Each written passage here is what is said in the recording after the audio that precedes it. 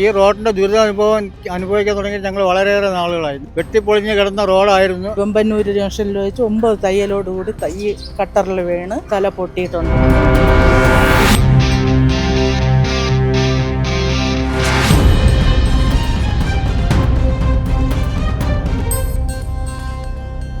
കേരളത്തിൻ്റെ തലസ്ഥാന ജില്ലയായ തിരുവനന്തപുരം ജില്ലയിലെ തിരുവനന്തപുരം നഗരത്തിലെയും സമീപ പ്രദേശങ്ങളിലെയും മുഴുവൻ ആളുകൾക്കും കുടിവെള്ളം കൊടുക്കുന്ന അരുവിക്കര ഡാം, കരമനയാറിന് കുറുകെയുള്ള അരുവിക്കര ഡാമിൻ്റെ അടുത്താണ് ഞാൻ നിൽക്കുന്നത്.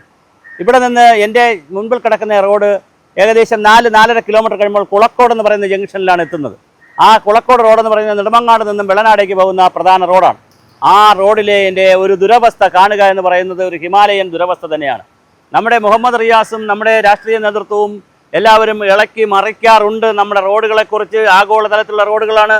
മുഖ്യമന്ത്രി തന്നെ പറയാറുണ്ട് യൂറോപ്യൻ ഇതെവിടെയാണ്, ലണ്ടനിലൂടെയാണോ ഞങ്ങൾ സഞ്ചരിക്കുന്നത്, യൂറോപ്പിലൂടെയാണോ പോകുന്നതെന്ന് ചോദിച്ചുകൊണ്ട് വളരെ വല്ലാത്ത രീതിയിലാണ് നമ്മുടെ വികസനത്തെയും റോഡിനെയും കുറിച്ച് അട്ടിമറിച്ച് ഇങ്ങനെ പറഞ്ഞു തള്ളുന്നത്.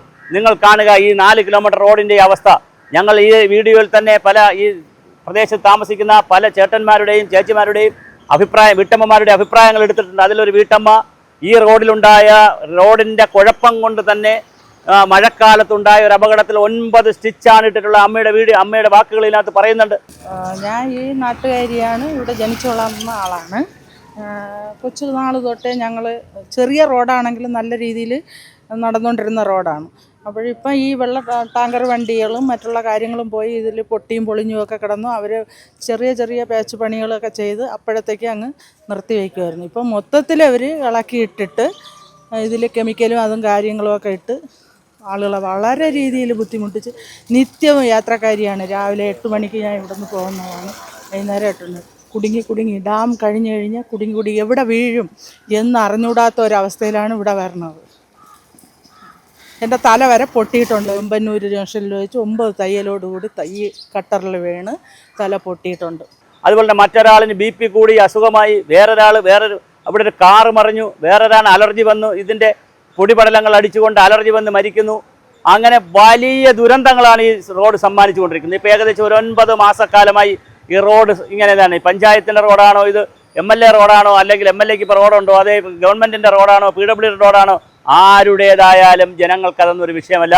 ജനങ്ങളെ സംബന്ധിച്ചിടത്തോളം 9 മാസത്തിലധികമായി ഞങ്ങൾ രാവിലെ വരുമ്പോൾ ഈ വീഡിയോയിൽ തന്നെ നിങ്ങൾ കുറച്ച് കഴിയുമ്പോൾ കാണാം, ഒരു ടാങ്കർ ലോറിയിൽ വെള്ളം ഇങ്ങനെ അടിക്കുകയാണ് ഈ പൊടിപടലങ്ങൾ പടരാതിരിക്കാൻ. എല്ലാ ദിവസവും ഇങ്ങനെ ടാങ്കർ ലോറിയിൽ വെള്ളം അടിച്ച് ഇങ്ങനെ വിടുകയാണ്.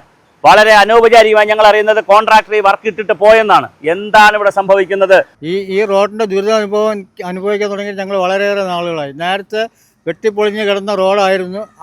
അതിനുശേഷം ആധുനിക രീതിയിൽ സംവിധാനം ചെയ്ത് റോഡുണ്ടാക്കാമെന്ന് പറഞ്ഞ് ഉണ്ടാക്കിയിട്ട് ഇവിടെ ജനങ്ങൾക്ക് നടക്കാൻ പോലും സാധിക്കുന്നില്ല. ഇവിടെ ഒരുപാട് ആൾക്കാർ ദുരിതം അനുഭവിക്കുന്നുണ്ട്. ഈ റോഡിലെ പൊടിപടലങ്ങൾ വയസ്സായ ആൾക്കാരെയും സാധാരണക്കാരെയും സ്കൂൾ കുട്ടികളെയും എല്ലാവരും ബാധിക്കുന്നുണ്ട്. ഈ റോഡിൽ പല ആരാധനാലയങ്ങളും സ്കൂളുകളും ഉണ്ട്. ഇഷ്ടംപോലെ നിരവധി ആളുകൾ ഈ റോഡിൽ കൂടി നടന്നു പോവുകയാണ്. ഈ പോകുന്ന വണ്ടിക്ക് പോലും കയറി പോകാൻ സാധിക്കാത്ത വിധത്തിലാണ് ഈ റോഡ് കിടക്കുന്നത്. വളരെ ആധുനിക രീതിയിൽ സംവിധാനം ചെയ്ത ഒരു നല്ലൊരു റോഡ് ഉണ്ടാക്കാമെന്ന് പറഞ്ഞാണ് ജനങ്ങളെ കബളിപ്പിച്ച് ഇങ്ങനെ ഒരു ബുദ്ധിമുട്ടുണ്ടാക്കിയത്. ഇത് കാൽനട യാത്രക്കാർക്ക് പോലും വളരെ ദുരിതം അനുഭവിക്കുന്ന കാലമാണിത്.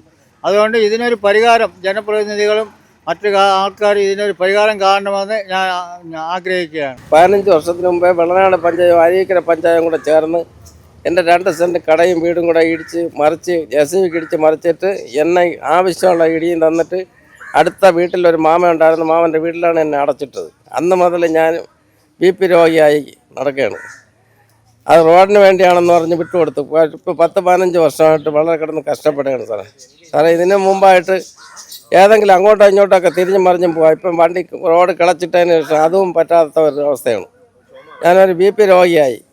എന്താ ഞാൻ ചെയ്യേണ്ടത്? ആത്മഹത്യ ചെയ്യണമെന്നാണ് ആലോചിക്കുന്നത്. വളരെ അത്യാധുനിക രീതിയിൽ പണി നടത്താമെന്ന് പറഞ്ഞിട്ട് പുതിയ രീതിയിലൊക്കെ സ്റ്റാർട്ട് ചെയ്തൊരു റോഡാണ്. ഇപ്പോൾ വളരെ 6 മാസം കൊണ്ട് വളരെ ബുദ്ധിമുട്ടിലാണ് ഈ റോഡിൻ്റെ അവസ്ഥ എന്ന് പറഞ്ഞു കഴിഞ്ഞാൽ. കാര്യം നമുക്ക് റോഡ് പോലും വരാത്ത സ്ഥലങ്ങളിലുള്ള അതേ അവസ്ഥയാണ്. കാര്യം കുണ്ടും കുഴിയും മാത്രമാണ്. അതിനേക്കാളും പ്രശ്നം എന്ന് പറഞ്ഞു കഴിഞ്ഞാൽ ഭയങ്കര പൊടിയാണ്. 6 മാസം കൊണ്ട് ഇവിടെ കുഞ്ഞു കുട്ടികളൊക്കെ താമസിക്കുന്ന കുട്ടികൾക്കൊക്കെ ഭയങ്കരമായിട്ടുള്ള ഹെൽത്ത് ഇഷ്യൂസും കാര്യങ്ങളും പ്രായമായിട്ടുള്ളവർക്കൊക്കെ അത് ഭയങ്കരമായിട്ട് അനുഭവിക്കുന്നുണ്ട്. ഇപ്പോൾ എനിക്കും 2 കുഞ്ഞുങ്ങളുണ്ട്.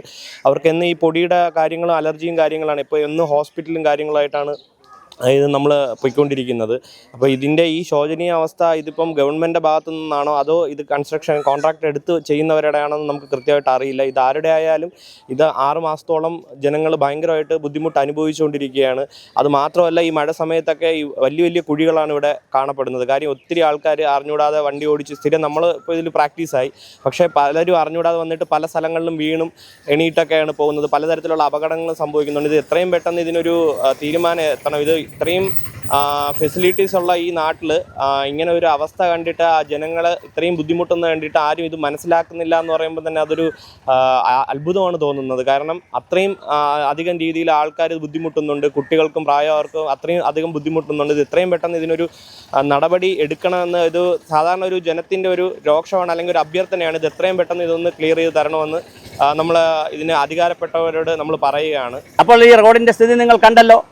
ഇനിയിപ്പോൾ എന്താണ് നമുക്ക് ചെയ്യാനുണ്ടാവുക?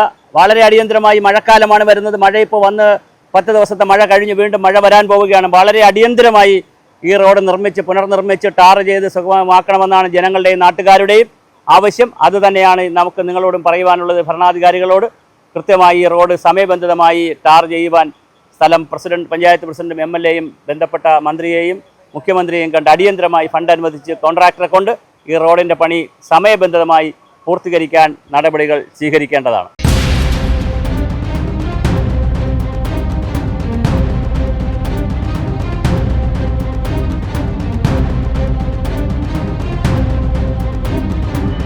ഈ റോഡിൻ്റെ ദുരിതാനുഭവം അനുഭവിക്കാൻ തുടങ്ങിയിട്ട് ഞങ്ങൾ വളരെയേറെ നാളുകളായി. വെട്ടിപ്പൊളിഞ്ഞ് കിടന്ന റോഡായിരുന്നു. വെമ്പന്നൂർ ജംഗ്ഷനിൽ വെച്ച് 9 തയ്യലോടുകൂടി കട്ടറിൽ വീണ് തല പൊട്ടിയിട്ടുണ്ട്.